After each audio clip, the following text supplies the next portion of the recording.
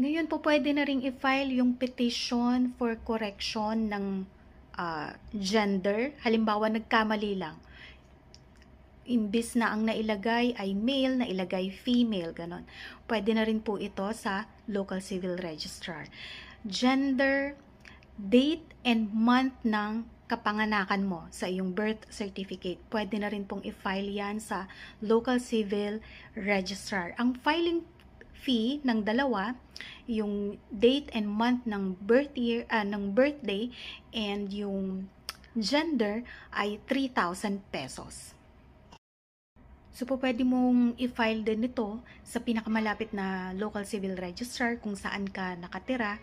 And then, magkakaroon na lang ng additional service fee na 1,000 pesos. Then, sila na yung mag-forward sa local civil registrar kung saan naroon yung records na i-correct. Ngayon, kung sa isang document, sa isang birth certificate, sabay mong gagawin yung clerical error, yung correction ng spelling, at saka yung change ng first name. Ang babayaran mo na lang ay isa na lang, yung 3,000 pesos for petition ng first name, yung filing fee doon. Yun na lang ang babayaran mo. Basta same document at iisa yung owner ng document. And nagsabay yung correction ng spelling doon sa document na yun, at saka yung change o first name halimbawa, yung 3,000 na lang yung babayaran mo.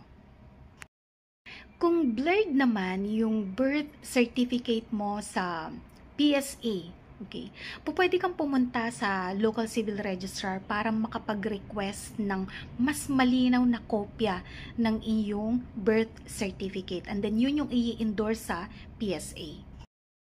Ngayon, kung parehong blurred yung record mo sa PSA at sa inyong local civil registrar, okay, pwede ka nang mag-file ngayon ng petition for correction of clerical error. Ang bayad nito, filing fee ay 1,000 pesos. So, yung entire process nito ay at least nasa around 3 to 6 months. Okay. Kasi, i-forward pa yan sa main office and then, i-forward pa ulit sa PSA. Doon pa lang sa PSA, nasa 2 months na yung duration.